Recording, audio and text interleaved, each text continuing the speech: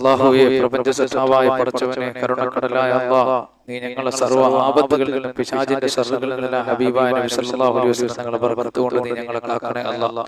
എന്റെ പ്രിയപ്പെട്ട മുഅ്മിനീങ്ങളെ, ഇന്ന് ഞാൻ നിങ്ങൾക്ക് പറഞ്ഞുതരാൻ പോകുന്ന ഒരു ചെറിയൊരു സൂറത്താണ്. മഹത്തുക്കളായ പണ്ഡിതന്മാർ പറഞ്ഞു തന്നതുപോലെ ഈ സൂറത്ത് നമ്മുടെ ഭവനത്തിൽ നമ്മൾ പാരായണം ചെയ്താൽ വലിയ വലിയ അപകടങ്ങൾ അല്ലാഹു നമ്മളെ കാക്കപ്പെടുന്നതാണ്. സിഹറുകളിൽ നിന്ന്, കണ്ണേറുകളിൽ നിന്ന്, കമ്പേറുകളിൽ നിന്നെല്ലാം അല്ലാഹു നമ്മെ രക്ഷപ്പെടുത്തുന്നതാണ്.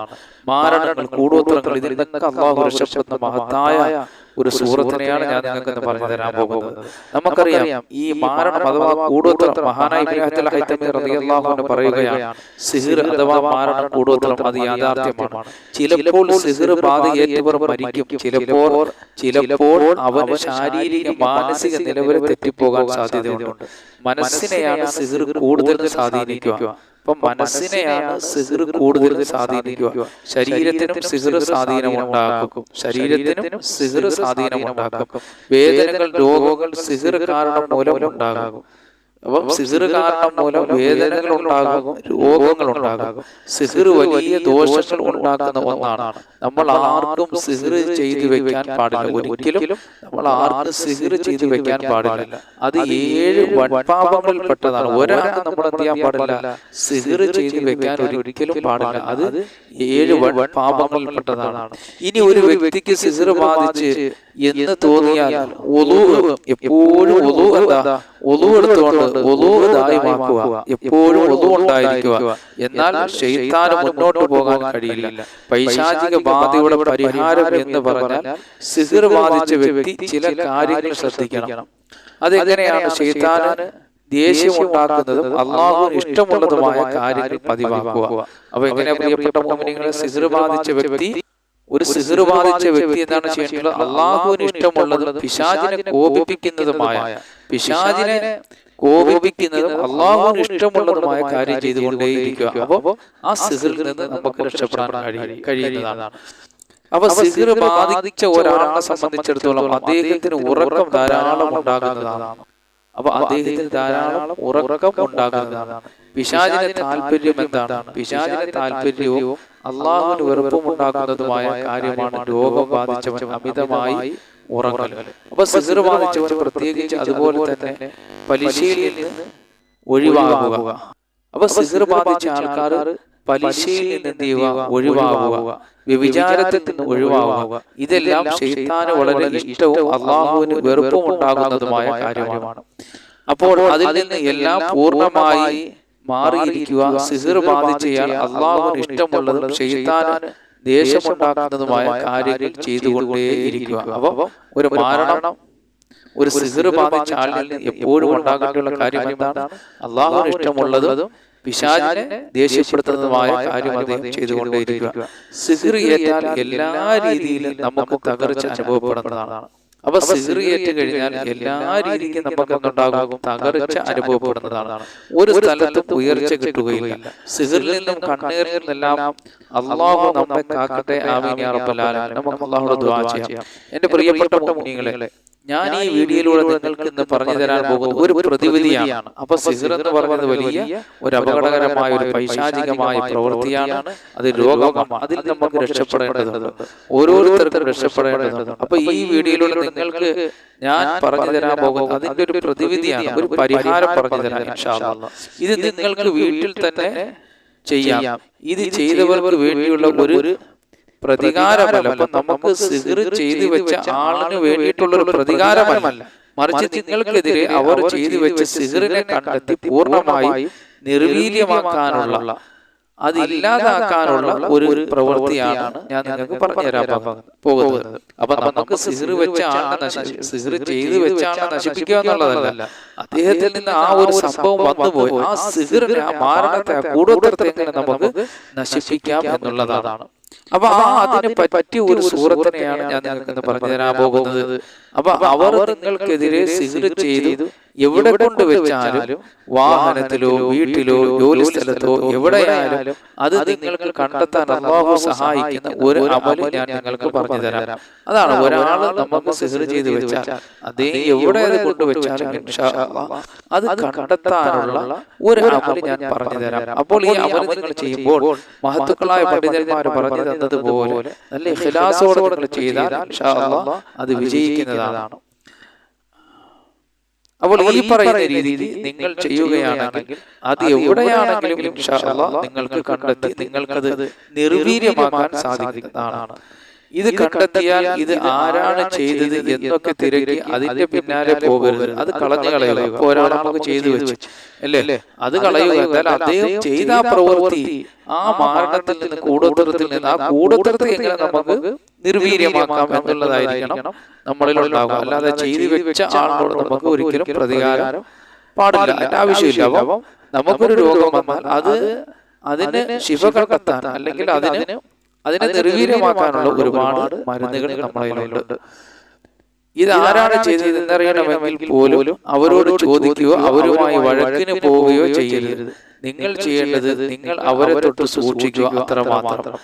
നമുക്കൊരു ശത്രു ഉണ്ടെങ്കിൽ ആ ശത്രുവിനെ തൊട്ട് സൂക്ഷിക്കുക, അത്രമാത്രം. അദ്ദേഹം ഇങ്ങനെയൊക്കെ ചെയ്യുന്ന ആളാണെങ്കിൽ അദ്ദേഹമായിട്ടുള്ള ബന്ധങ്ങൾ പതുക്കെ, അതേ മോശത്തിലൊക്കെ ചെയ്യുന്നതാണെങ്കിൽ കുറച്ച് അകൽച്ച ഉണ്ടാകും, ഇത്ര മാത്രമേ ഉള്ളൂ. ഇതിനെക്കുറിച്ച് പറഞ്ഞ് നിങ്ങൾ അവരുടെ പിറകെ പോവുകയോ കുടുംബ ബന്ധങ്ങൾ മുറിക്കുകയോ ചെയ്യരുത് അല്ലെ. ചിലപ്പോൾ കുടുംബത്തിലെ കാരാകുമ്പം ഈ ഒരു വിഷയം ഇങ്ങനെ സംസാരിച്ചുകൊണ്ട് നിങ്ങൾ വഴക്കൊരിക്കലും ഉണ്ടാക്കരുത്.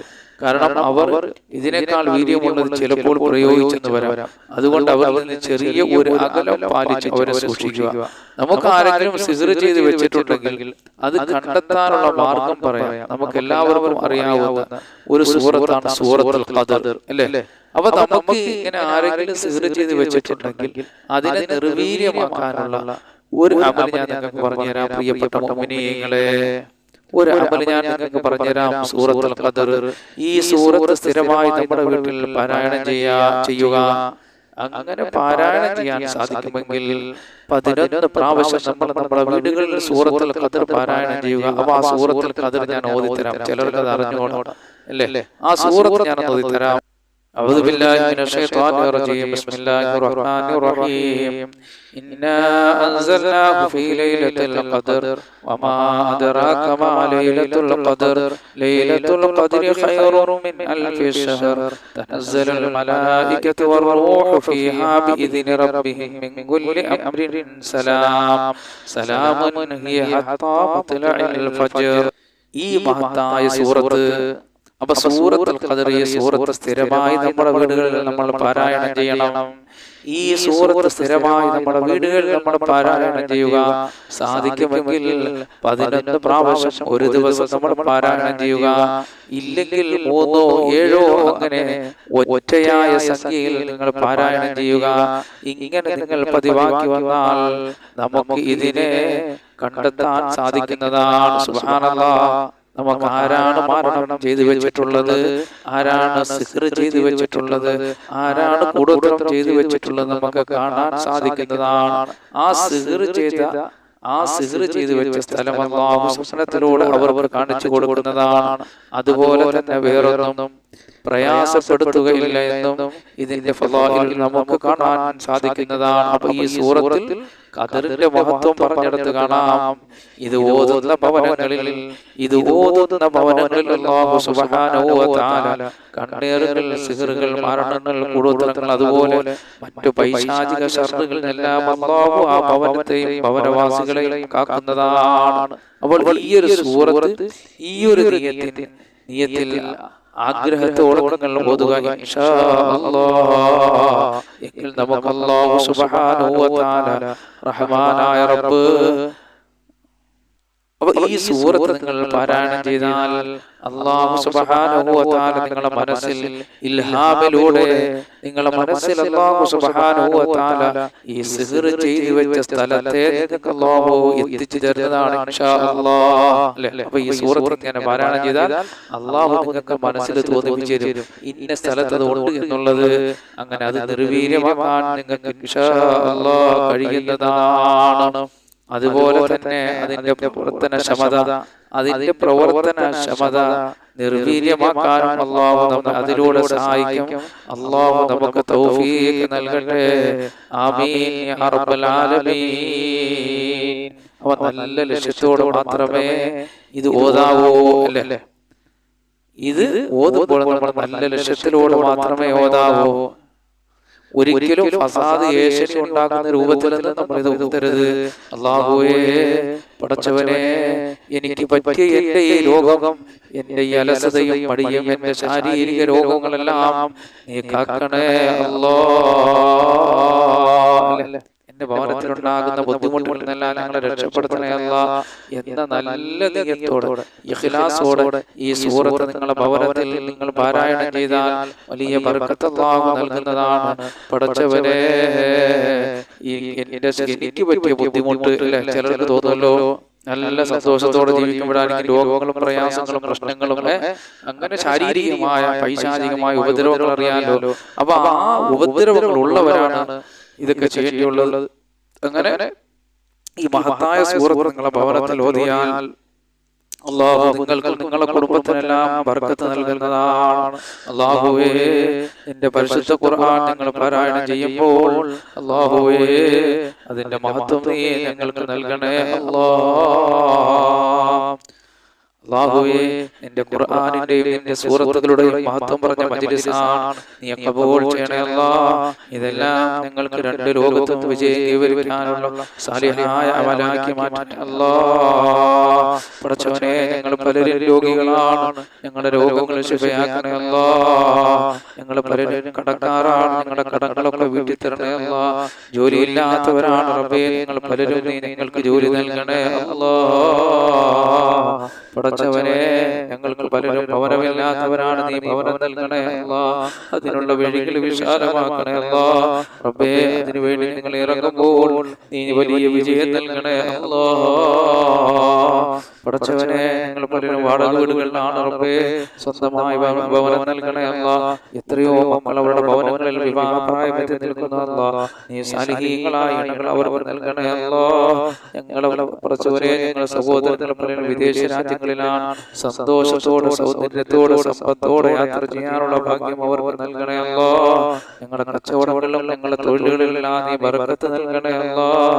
ദാരിദ്ര്യം എന്ന മഹാവിപത്തിൽ നിന്ന് ഞങ്ങളെ കാക്കണേ അല്ലാഹ്.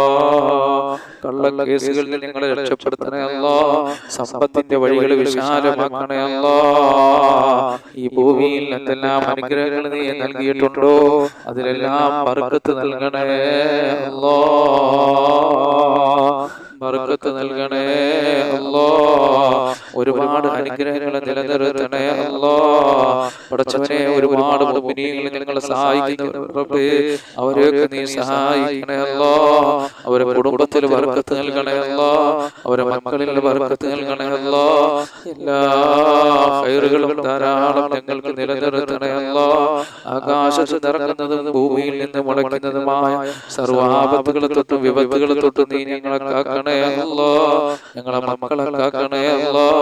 ഞങ്ങളുടെ ശരീരങ്ങളിലും ഞങ്ങളുടെ കുടുംബങ്ങളിലും ഞങ്ങളുടെ മക്കളിലെല്ലാം ബർക്കത്തുകളും അനുഗ്രഹങ്ങളും നിലനിർത്തണേ അല്ലാഹ്. പടച്ചവനെ, സർവ്വ ഐശ്വര്യങ്ങളും നിലനിർത്തണേ അല്ലാഹ്. റബ്ബേ, ഞങ്ങളുടെ മനസ്സിലെ മുറാദുകൾ മുഴുവനും നീ സാധിപ്പിച്ചു തരണേ അല്ലാഹ്. റബ്ബനാ ആതിനാ ഫിദ്ദുനിയാ ഹസന വഫിൽ ആഖിറതി ഹസനതൻ വഖിനാ അദാബന്നാർ. ആമീൻ ബിറഹ്മതിക യാ അർഹമർ റഹീമീൻ. ബിഹഖി സല്ലല്ലാഹു അലാ മുഹമ്മദ് സല്ലല്ലാഹു അലൈഹി വസല്ലം. സല്ലല്ലാഹു അലാ മുഹമ്മദ് സല്ലല്ലാഹു അലൈഹി വസല്ലം. അല്ലാഹുമ്മ സല്ലി അലാ മുഹമ്മദ് യാ റബ്ബി സല്ലി അലൈഹി വസല്ലം.